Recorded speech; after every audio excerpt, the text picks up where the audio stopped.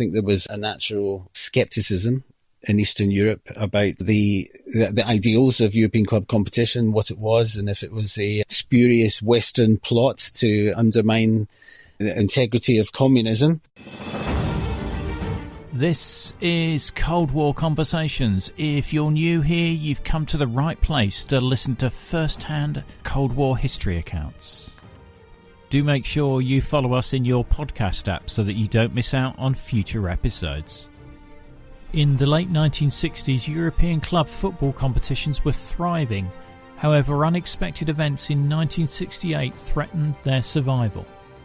I delve into the fascinating world of European football during the Cold War era with Craig McCracken, a self-described peddler and purveyor of quasi-obscure retro football nostalgia via the Beyond the Last Man blog. We explore the political tensions that influenced European football in the 1960s and the dramatic events of 1968 when the Prague Spring was crushed by Soviet and Warsaw Pact troops. Discover how these geopolitical events impacted clubs like Celtic, the Milan clubs and Real Madrid, and the unprecedented decisions UEFA had to make. This episode is a gripping tale of football, politics and the power struggles that shaped the beautiful game. I'm delighted to welcome Craig McCracken to our Cold War conversation. European football as we know it started in 1955 with the launch of the European Cup, and that caught the imagination of the continent as a whole, particularly with Real Madrid, who won the first 5 iterations. And it had developed very strongly from that point. In the early years, only certain nations took part. And in fact, the very first year, for example, Chelsea were the champions of England and they were persuaded by the Football Association not to take part. So England didn't have a representative themselves in the very first tournament. And it was the same with the Eastern European teams. I think there was a natural scepticism in Eastern Europe about the ideals of European club competition, what it was, and if it was a spurious Western plot to undermine the integrity of communism. But over the years, the various Eastern European nations started to become involved. In fact, Hungary and Poland were involved right from at the outset in 1955. And Bulgaria joined in 1956, East Germany in 57, Albania in 62, and then finally the Soviet Union themselves entered the European Cup in 1966. They had entered teams in the Cup Winners' Cup, but to enter into the European Cup was a big first, and that basically meant that every nation in Europe was taking part. And so you had the European Cup, which was the elite competition. You had for all of the domestic champions. You had the Cup Winners' Cup, which was introduced in 1960, and that was a competition for all of the domestic cup winners, so second in terms of prestige. They were the UEFA organised tournaments. UEFA stands for the Union of European Football Associations and consists of the National Football Associations of Europe and runs national and club competitions. And then you had another couple of tournaments that play a part in this story as well. So you had the Fairs Cup, and the Fairs Cup became the UEFA Cup, but back then it was an unusual tournament. It had its own organising committee that was headed up by Stanley Rouse, and it was essentially a competition that was set up to promote trade fairs in various cities around Europe. So that was not under the auspices of UEFA, but it was the third competition as such. And then a competition that will play a very brief role in this story is the Intertoto Cup. And the Intertoto Cup was founded in the early 60s as well. And basically this was run by the pools companies around Europe. The football pools were a gambling competition in which people tried to win money by guessing the results of football matches. The pools companies relied on football matches being played, to run the pools. So in the close season, when there was no fixtures being played, they would introduce this competition for many of the minor clubs in Europe to play. So they had fixtures that they could introduce as pools. I think what we did see as well was we were starting to see a shift from the south of Europe to the north of Europe, because Real Madrid had won the first 5 European Cups, then Benfica, and then the Milan clubs had dominated. And finally, it switched the year before to Celtic, and Celtic play a major part in this story. And I think that came about in part because they had established themselves as an elite club by winning the European Cup in 1967. And as we join this story, the champions of Europe were Manchester United. And so they had kept the European Cup in Britain. And this was the swing to the north that had very sizable political ramifications in this particular story. Indeed, indeed. So the night of the 20th of August 1968, 5 Warsaw Pact countries invade Czechoslovakia to end the Prague Spring. The Prague Spring was a brief period of economic and political liberalisation in Czechoslovakia under communist leader Alexander Dubček. It began in January 1968 and was effectively ended on August the 20th, 1968, when the Warsaw Pact forces invaded the country. Were there any matches going on in Czechoslovakia at that time? Well, there was one match going on, and there was one very unfortunate team who were caught up right at the heart of the activity. So I mentioned the Intertoto Cup, which was played over the summer months. So Rapid Vienna of Austria, they were in Prague to play Dukla Prague, the Czech army team, in an Intertoto Cup game. And then obviously the tanks rolled over the border and all of the roads were shut. And for Rapid Vienna, it was quite an awkward moment for them. They were trying to gain permission to leave the country, to return back to Austria. They had to get a special pass from the commander of the invading forces because no vehicles were allowed to use any of the sort of main arterial roads out of Prague because they were given over exclusively to Soviet tanks, obviously. The Soviet forces, this was hardly a priority for them, so they were decidedly unhelpful in assisting. So eventually, one of Rapid's officials was summoned by an attaché of the Soviet ambassador who gave them their pass, though this wasn't before he delivered a lecture about their decadent capitalist ways. So he sent them on the way with a flea in their ear about their capitalist system. So Rapid Vienna did finally manage to exit the country and obviously complained to UEFA. And Austria immediately cancelled a couple of upcoming internationals they had against Hungary in protest at what had gone on. So this must have sent some ripples through the other Western clubs. How did they react to that?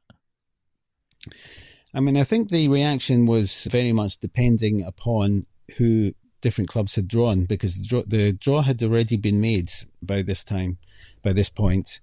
So if you look at the British interest, for example, that competition featured both Manchester clubs because Manchester United had won the European Cup, so they entered the following tournament as holders. And Manchester City were champions of England, so they too entered the competition. However, both of those had been drawn against what Manchester City had drawn the champions of Turkey and Manchester United had drawn the champions of the Republic of Ireland, so it didn't unduly affect them. The 3 significant clubs who were affected were Celtic, Milan and FC Zurich, who were the Swiss champions. And that's because Celtic were drawn against Ferencváros, who were the champions of Hungary. Milan were drawn against Levski Sofia, champions of Bulgaria, and FC Zurich drew Carl Zeiss Jena of East Germany. And it's probably important to create a distinction here between the nations who were involved in the invasion and the Eastern Bloc as a whole, because the pariah states in this situation were the 5 of them: the Soviets, the Poles, the Hungarians, the East Germans, and the Bulgarians. For Romania or Albania or Yugoslavia, who weren't involved, and in fact, in the case of Romania and Albania, their leaders denounced the invasion, so they were considered to be absolutely fine. They weren't one of the pariah states. But yes, so Celtic, Milan, and FC Zurich were the ones, the highest profile ones who were most affected by the draw, and they obviously had immediate reservations, having seen what had happened to Rapid Vienna, and just obviously the very fraught political situation that had occurred with the invasion.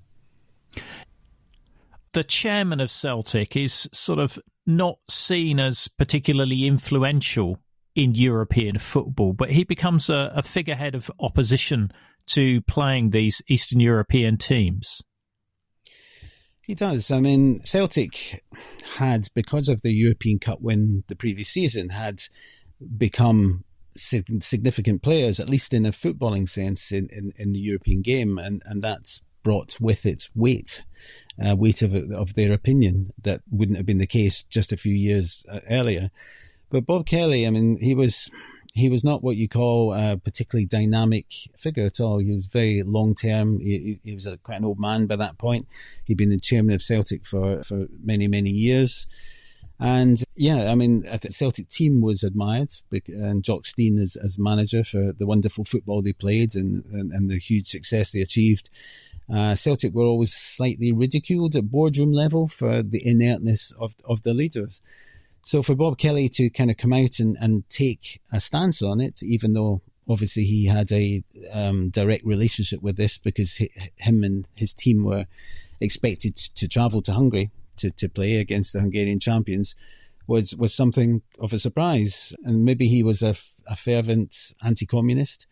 Maybe it was just because he had a very, very bad experience in the Soviet Union the previous year, because when Celtic had won the European Cup in 1967, the following season in the opening round they were drawn against Dynamo Kiev, and the Soviet authorities took control of all the organisation, and they made Celtic fly to Moscow first and then on to Tbilisi where the game was being played, because it was impossible to play the game in Kiev.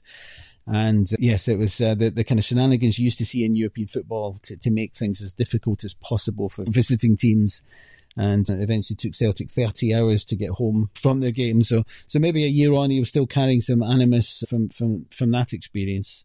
But yes, him and the president of Milan at the time, they were very much the ones at the forefront of opposition to the competition continuing as planned.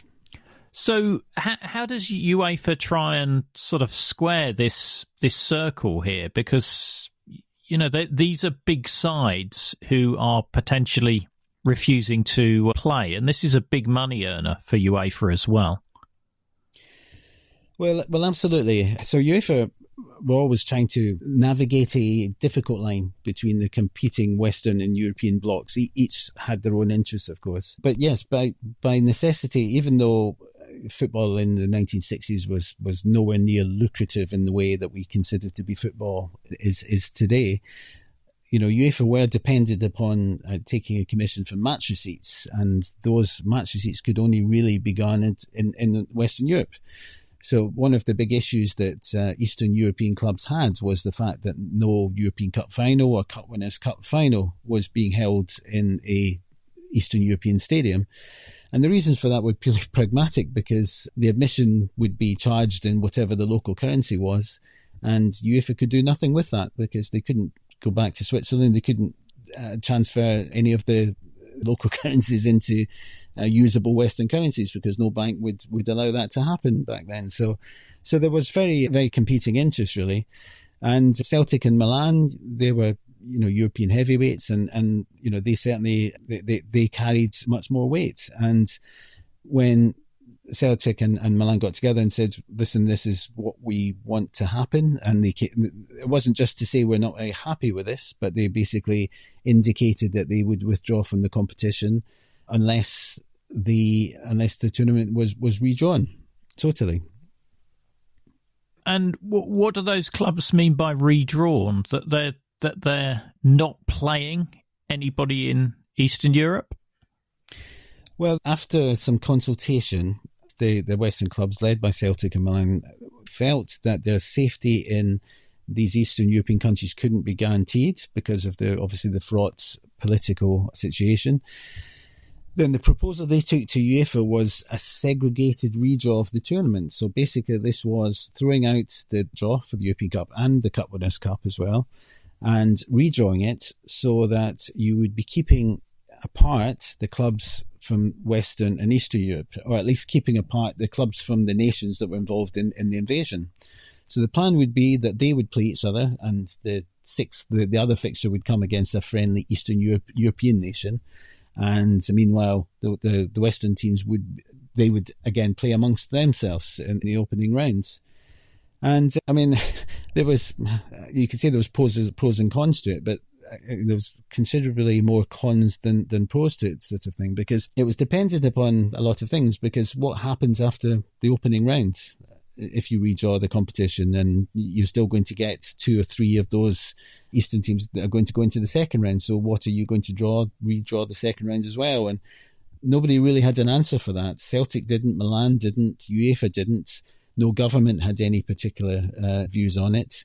Dennis Howes, the government sports minister at the time, I mean, he was quite pragmatic about it, and he felt that politics should be kept out of sport totally, and that things should carry on pretty much as they had. So there was lots of different views, lots of different interference, and lots of different approaches as to how this should work.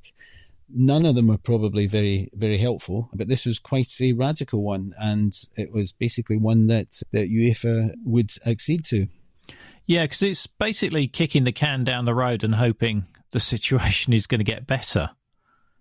Absolutely. I think there was just a hope that the situation in Prague and in Czechoslovakia would have calmed down and some sort of normalization might have occurred. But I mean, the time frame for that was really quite short. But yeah, as you say, it was literally just the idea of this. Push this a little bit further down the road and hopefully things will be okay. But I suppose you could say in defence of these clubs, in defence of UEFA, this was an unprecedented situation. European football, its rise and its importance had been quite seamless to that point. From competitions that had started with just 9 or 10 European nations, now encompassed all of them, including the most extreme ones like Enver Hoxha's Albania.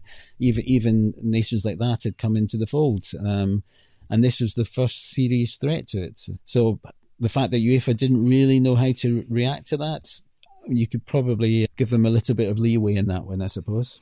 And I guess this was before sport was used as a political football, because I'm thinking about the similarity with like the boycott of the Moscow Olympics in 1980, whereby the UK Athletics Association was just allowed to make their own minds up. There wasn't government interference there, which did result in a British team competing at Moscow despite the Americans withdrawing. Yeah. Well, absolutely. I mean, there was the difficulties as well. I mean, UEFA obviously had articles in their constitution, and to redraw the competition like this technically went against their own articles. I think it was Article 2, Paragraph 3 of the Constitution stated that, if I just quote directly here, no political discrimination could be exercised against any member country. Now, we had seen instances before where clubs had refused to play opponents for political reasons, and this was most notably seen with poor relations between Greece and Turkey. And this had led to Olympiakos of Greece withdrawing from a 1958 European Cup tie against Besiktas of Turkey. But the difference between that and in this case was that the team unwilling to play withdrew, and they didn't demand that their opponents withdrew or are excluded from the competition. Here you had a situation where you had the champions of these 5 nations. They were all perfectly happy to play, but UEFA were excluding them from political reasons. And of course, the reaction from the Eastern Bloc nations was basically pointed out that this discrepancy. And as you say, I mean, the Moscow Olympics is a good example, but we could probably take plenty of examples from just the 20th century alone, where the Italian invasion of Ethiopia in 1935, and there was no sporting sanction to stop Italy playing and winning the World Cup in 1938, for example, or when Hitler's Germany annexed Austria, there was never any sanctions against that, or maybe what you could say when the British and the French seized the Suez Canal. Again, no sanctions for that. So again, it really depends on your perspective and how much of this is led by government and how much of it is led by sporting association. I think you mentioned that Hungary sort of became part of the UEFA family in 1956. Was there any reaction to the Soviet invasion of Hungary in 1956? Well, in sporting terms, very little. And I'm just looking at it from the British reaction. It didn't really go much beyond strongly worded statements. Really, there was again just focusing on what I know about the British reaction. There was some reaction to the Berlin Wall going up in 1961. And what that led to, that in that season's European Cup that followed, the champions of East Germany were the army team Vorwärts Berlin, and they were denied visas to play. I think it was Linfield, yes, I think, and they were drawn in the first round against Northern Ireland side Linfield, and they were denied visas to come to the UK because the UK government was refusing to recognise East Germany as this independent state because of the wall.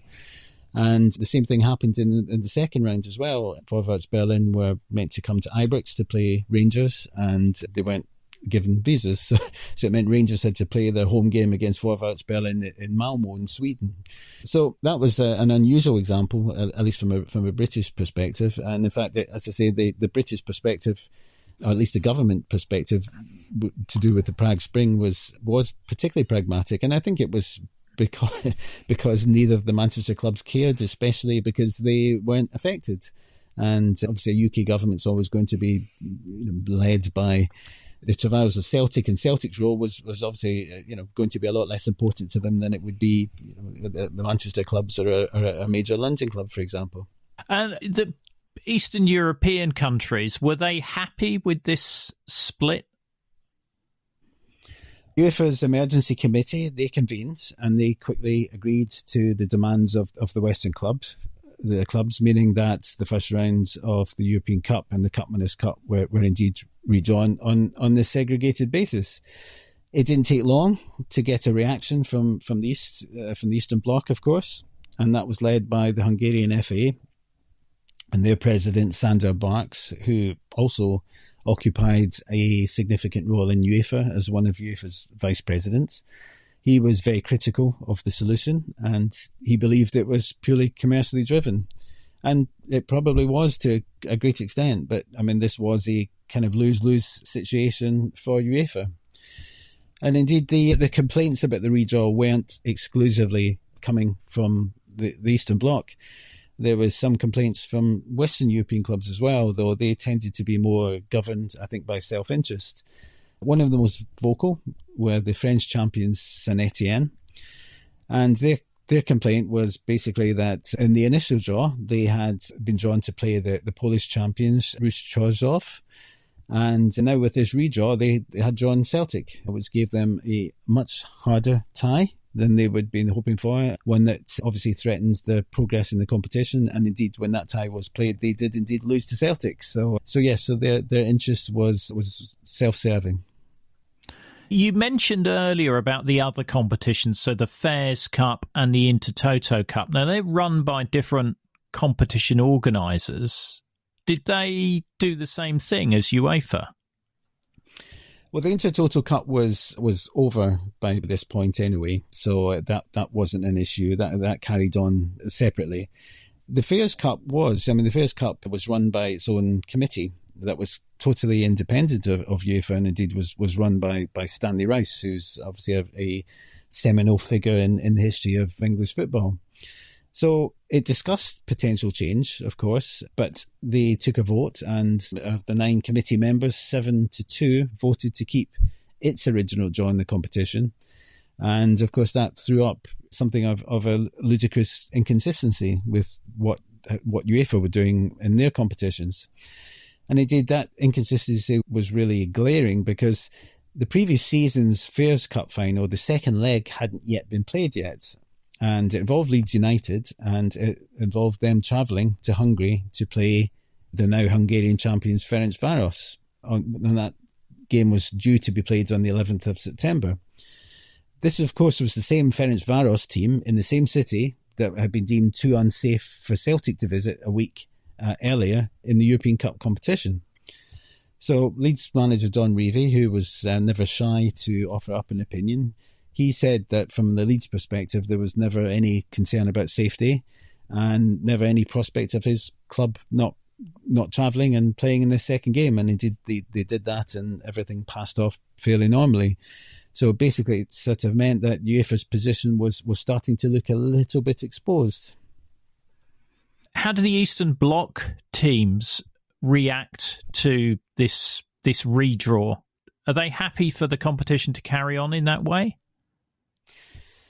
So after the initial appeals that had been led by the Hungarians, and once the Eastern European five realised that UEFA were not going to change their mind and this redraw of the competition was going to happen, they all announced that their teams would withdraw from the European Cup and Cup Winners' Cup in protest against what they called discriminating action by UEFA.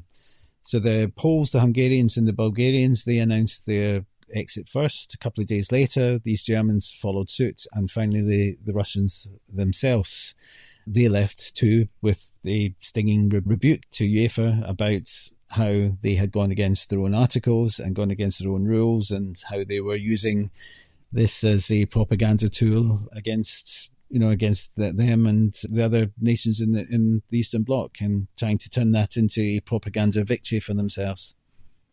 So does somehow these UEFA competitions limp on? They do limp on, and I think they were badly structurally affected. And bear in mind, I mean, in modern day competitions, like Champions League competitions, are huge, with many, many teams from the many, many nations that now comprise the UEFA family. But back then, the European Cup had settled into a nice rhythm of being roughly 32 nations and providing 32 teams, which provided a perfect format of a home and away elimination that allowed you to have a 32-16, 8-4-2 format. So taking out 5 of your nations, that's almost like a sixth of the competition. A sixth of the field is being eliminated in one foul swoop. So it needed quite a lot of improvisation, and so byes were handed out in the first round, and then basically several byes were handed out in the second round as well. So in the first round in the European Cup, Red Star Belgrade were given a walkover because Carl Zeiss Jena had withdrawn. Then Milan, they had defeated Malmo in the first round, and then they should have been playing the winners of Dynamo Kiev against Ruch Chorzów, the Polish champions, in round 2. But there was no winner there, obviously, so they were given a bye in the second rounds. Same for Benfica as well. Exactly the same in the Cup Winners' Cup. Teams were given byes in the first round and then several in the second round to allow the competition to recalibrate themselves. So they would, by the time they were in the quarterfinals, there were eight teams, and the format was back to what you would expect. So the competitions, whether you could say whilst they were structurally compromised, whether you could say in terms of the quality of the competitions, I mean, that's a separate discussion. Milan went on and won the European Cup, and remembered a great final against Ajax, and this was the upcoming Ajax of Johan Cruyff and co. I'd probably say that these were it was the football, the quality of the football and the teams at the latter stage. That's what people will remember more than the compromised nature of the first couple of rounds. And just as an aside as well, one very positive note that came out of it was the Czechoslovakian champions themselves, Spartak Trnava from Slovakia. They got all the way to the semi-finals, which was a great achievement for a Czech team at the time as well. So compromise, but they carried on. Did UEFA have commercial partners, obviously different to the way they are now, but surely they would have been affected by this truncated tournament? I mean, at the time it was really, really hard. For example, I mean, because television coverage of football games at the time was very, very limited, and international coverage as well tended to be very, very sparse indeed. Tended to be more focused on actual internationals. If England were playing Italy or West Germany or France, they were still the most significant games, and they were games that people back home in would expect to be able to watch at home. But back then, I mean, for example, even if you search on YouTube for highlights of European club competition games from this particular season, they're incredibly scarce. So there was very, very little TV coverage, and where there's very little TV coverage, there's very little money, and there was you didn't really have sponsors, anything like that. Where UEFA made their money was they took a percentage of the gate, basically, at any European club competition gate. So 60,000 people go and watch Milan play Celtic. UEFA made a commission, a small percentage on every home gate. So the commercial effect to them was probably insignificant. And as I say, it was the teams that withdrew from the competition were ones that provided next to no economic benefit to UEFA, even in a conventional season anyway. Because as you said, you can't convert that currency of the Eastern Bloc countries. So did UEFA get stuff in lieu or in other goods or anything like that? No, I mean, I think UEFA just sort of took the high grounds, really. For example, if the Russian champions came and played in France against Stade de Reims, for example, then UEFA would make their money on the gate from the home leg, but they couldn't expect to make any money from the gate for the 100,000 that would turn up in Russia to watch watch that leg. But I think UEFA's position at the time was, and it was quite a laudable one, really. They saw themselves as the heads of the European football family. Europe was still obviously incredibly divided by the 1960s between East and West, between fascist dictatorships who were still in charge of, who were still running Spain and Portugal, and Western democracies like the Scandinavian countries or the United Kingdom. And UEFA's mission was to bring Europe together through football, and that meant integrating all four corners of the continent, into the European club competitions, because they saw the competitions in European football and having teams getting together and playing each other and breaking down the barriers between that divided nations. They saw that as a good thing, and they were right, because I think that in the longer term very much did serve that purpose, really. So it was a principle, it was a policy very much led by principle, and credit to them for that. How did these competitions work in the following season? So they hope that the various organisations and governments, that things would settle down and return to normal. They sort of did by the next season, really. So the situation in Prague stabilised. Obviously, the Russians remained an occupying force, but to try to enact a policy of normalisation to carry on. And obviously the Russian influence was there right the way to the Velvet Revolution in 1989.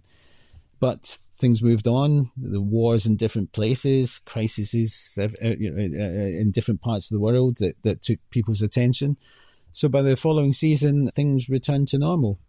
The respective champions of those 5 Eastern European nations were happy to enter. There was no demands from any teams in the West by this point. I think very much because of what had happened with the Fairs Cup, and the Fairs Cup carried on that season as normal. Clubs travelled, happily to Bulgaria. Aberdeen went and played in Bulgaria. Leeds United went and played in Hungary. In that competition, things passed off quite normally. In fact, you even had a Hungarian team, Újpest Dózsa, who reached the final of the Fairs Cup that season as well. So, and nothing untoward happened. So, I think the Fairs Cup, helped as an emollient, really, to allow, by the time the next season, any protests, any dissent had kind of faded away, and I think everybody was just quite happy to get back on with things as they were, and to avoid the ructions that had blighted the previous season. And has there been anything similar since, where there's been either a mass boycott or any upset to these competitions?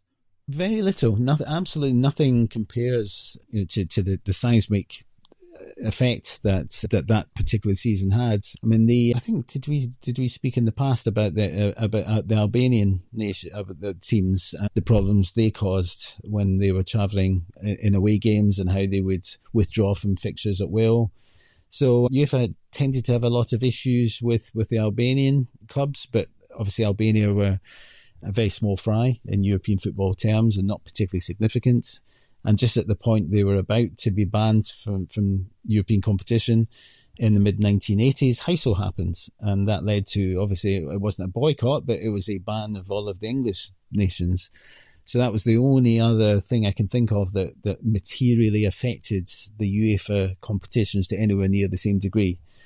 But obviously it was coming from a different angle, of the hooliganism angle and the unwillingness for the rest of Europe to entertain travelling English football fans any longer. We had a very poor reputation during that period, to say the least. I'm always intrigued by, well, as you know, I'm intrigued by the Cold War, but, you know, these Eastern Bloc countries playing in the West, were there any player transfers between the blocs or not? There wasn't, and for example, different nations had different policies. East Germany had a policy of nobody ever goes ever, but then players would defect, and it was there was a great motivation to defect because across the border, because West Germans were very happy to welcome them and give them, help facilitate that with them, obviously.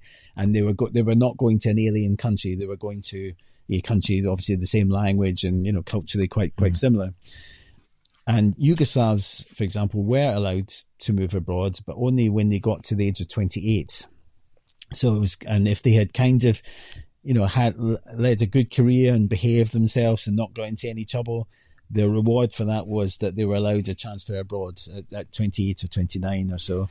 And that gave them a chance to move to the West and obviously earn a little bit of money. And it was a very, very pragmatic decision by the Yugoslav authorities, because obviously it meant that these players brought back Western currency into their country. And I can't pretend I know a huge amount about currency exchange in the Cold War era, but I know that in the East, they couldn't use their own currency to acquire a lot of stuff that they needed because it was worthless outside their own country. They needed to get Western currency into their country to be able to then spend it and stuff. And if they had, like for example, Yugoslavia sent a lot of workmen abroad, plumbers and specialists, that they would go and work abroad, but partly to allow them to make some money, but partly because they were sending money back and bringing money into the economy, kind of thing. So that part, for example. In Poland, it was stricter. You were allowed to go to the West, but you had to be like 31 or so, and you had to be going to countries that were deemed to be not too threatening. So like France, for example, because France had this quite a strong Communist Party influence. So France was seen as quite a sympathetic Western nation in the way West Germany or the Dutch weren't, or Britain, for example. But then the Soviets, nobody really left from the Soviet Union, but partly because it was so difficult because you had so much distance to cover. I've got lengthy articles about East German, Romanian and Hungarian defectors. Right. We can look at that for a future episode. I think that would be a good one. The episode extras, such as videos, photos and other content, are available via a link in the episode information. The podcast wouldn't exist without the generous efforts of our financial supporters, and I'd like to thank one and all of them for keeping the podcast on the road. The Cold War conversation continues in our Facebook discussion group. Just search for Cold War Conversations in Facebook. Thanks very much for listening, and look forward to seeing you next week.